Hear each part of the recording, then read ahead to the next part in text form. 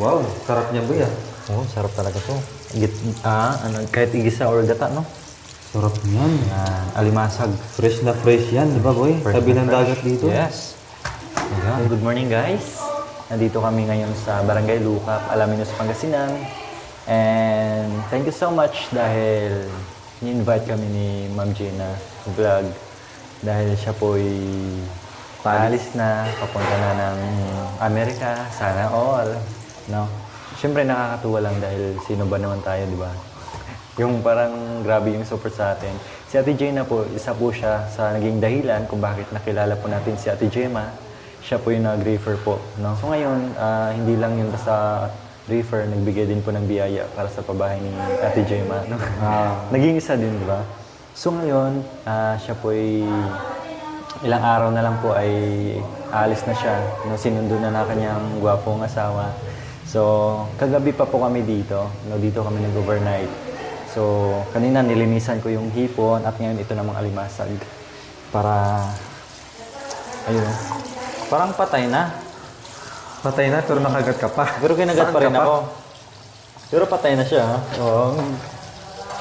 Kaya, kunin ko lang yung kutsilyo para hindi natin makain yung tali. Yan. Sino ba makakasama natin dyan, Koy?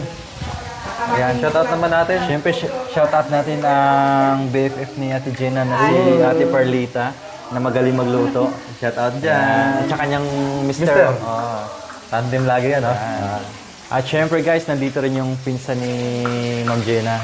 Ayan. Uy, sa mga naghahanap dyan, ang dalaga pa yan. Uy! Sa mga naghahanap. Opo. Meron kayong pinsan dyan? Patay. So ayan, ano kami ngayon, seafoods kami ngayon kasi kagabi panay karne, no? Karning baboy, karning manok. So ngayon seafoods naman yung binili nila. Ayos. At hindi lang yan, oh, may talaba pa, sarap nito. Oh. Ang magluluto, walang iba kundi si Ate Perlita. Anong luto po ito, Ante? Butter. Buttered seafoods, halo-halo na.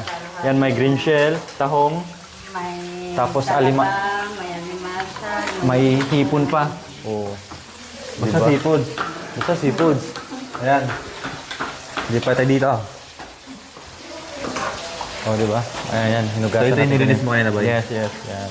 Yan. Naka-prepare na yan. Yan. Ito, siya ito. O, sino dito? May mga bisita? Siyempre, dito bisita natin si Gob po. Si Gob. Ay, si Gob. Yan. Salamat sa pagpunta, Gob. Napaka-humble ni Gob talaga. Yan. Walang security yan. si First Lady po. Mas lady. Si Madam Gina. Oh, di Hello ba? po, kain tayo sa ating ulam. Oh, di ba napaka-humble? Napaka-simple, no? Oh, napaka-simple yan. Kahit milyonarya pero saging lang yung ulam. Milyonarya. Oh, secret millionaire lang yan. Hindi totoo. Nagsisinungaling sila.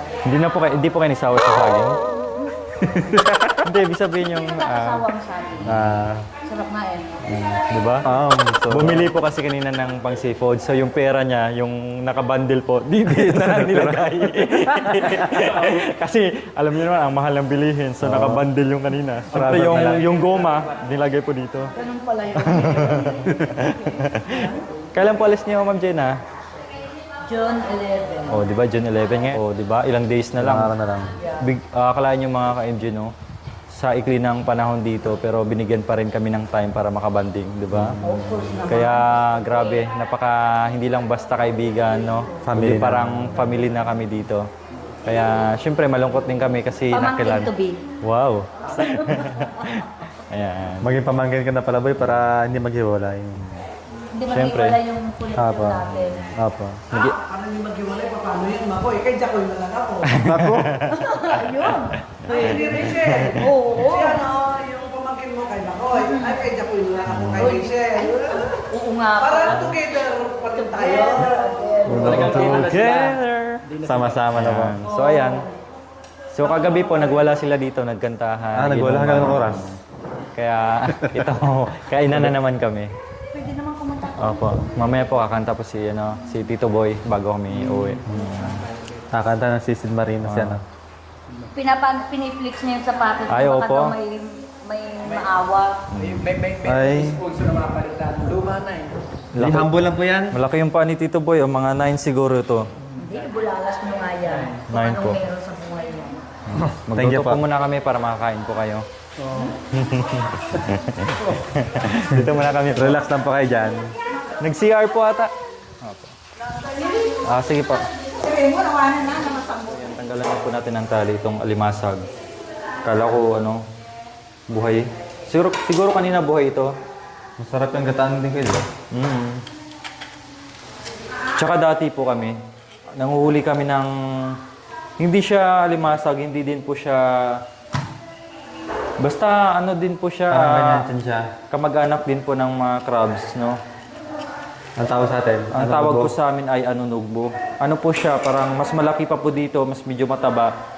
No? Ito, ipa-flash ko po yung picture niya. Ayan. Ano lugbo? Dati po, doon sa palaisdaan din, nakatira po sila sa mga butas-butas. Sa lupa, halimbawa ganyan, lupa po yan. Tapos may butas po na kasing laki ng mga didos na PVC, ganyan. So, syempre, pag may butas po, ipapasok niyo po yung kamay niyo doon. No?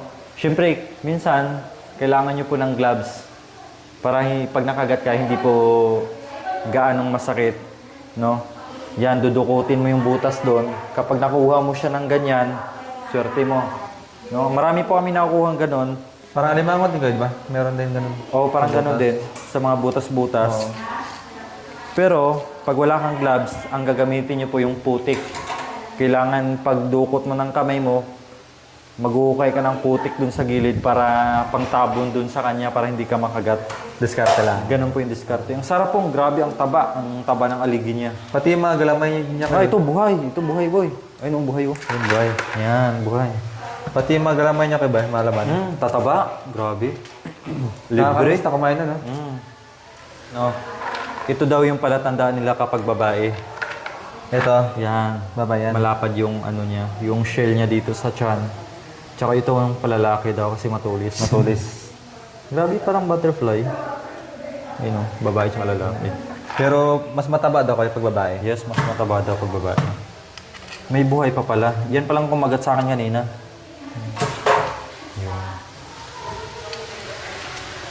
So alright, dito, tulong-tulong po sa paghahanda ng pagkain. Kasi kami-kami lang naman po dito mga ka-MJ.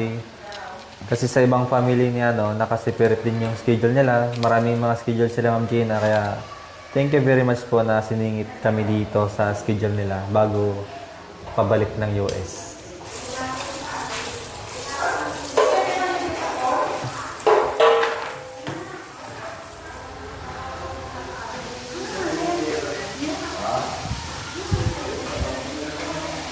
Yes, madam. Kumusta po dito? Hello. Ang gagaling po. Kasi magagaling sila. Ay, si cook po natin. Nandito na po. So yan guys, ito na yung ating alimasag. Uy. Auntie Perlita, anong luto po ito? Uy! Yung iba, yung iba. Boy butter. Pero yung iba. Yan. Ibang hipon, sinigang. Wait lang, titignan ko kung mataba. Ayoko naman. Mataba po. Oo, pinili ko isa-isa eh. Pero lalaki, wala kang babae. May isa po ata. May isang babae lang po ito. Saan po? Ayun. Babae po pero langanin pa ata. Ayan. Kailangan lalaki babae. Di ba yung sabi niya, yung puti, babae, yung itim, ito. Ito lalaki. Oo. Pero ito babae. Parang may ano rin, no? Meron pala. Yan. Mas mataba daw pag babae po. Wait lang po, tingnan po natin. Dikit mo na po. Para malaman natin na mas mataba ka na babae. Pagpayat po, Lalaki. lalaki. Siguro isa, hinaharap na lang. Oh, kahit dito naman sa kabila, babae. Oh, ganun din. Babae pa rin. Babae pa rin. Walang takas. Hindi lang pala sa limasag. May babae lalaki pa rin. Nakahanda na po yung aming seafoods. Loto-loto na lang. Grabe. Sarap po. A few moments later.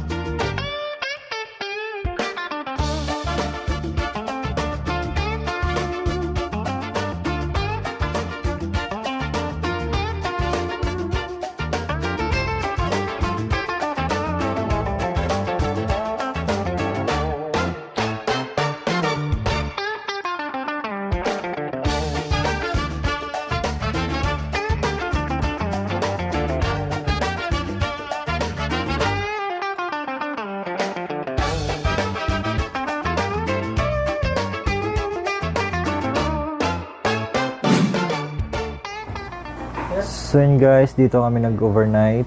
Dito kami natulog. Tig-isang kama kami. Dito ako, si Kuya Jokoy doon sa kabila. Yan dyan. Doon naman sila Madam Lori. Sulit. Maya-maya lang unti po, pahinga muna saglit. Punta na kami kay Ate Jema para i-update yung bahay kung ano na pong nagawa doon or may bibilhin pa ba. So yun guys, pauwi na kami. Pauwi. Papunta na kami kay Ate Jema. At magpapaalam na kami. So ito yung view namin dito. Yan. Pinalilibutan kami ng karagatan. So, yan po yung napapanood natin sa Facebook ko. Tawag nito, bypass ng Alaminos. Doon po diretso, kailang hindi pa po natapos.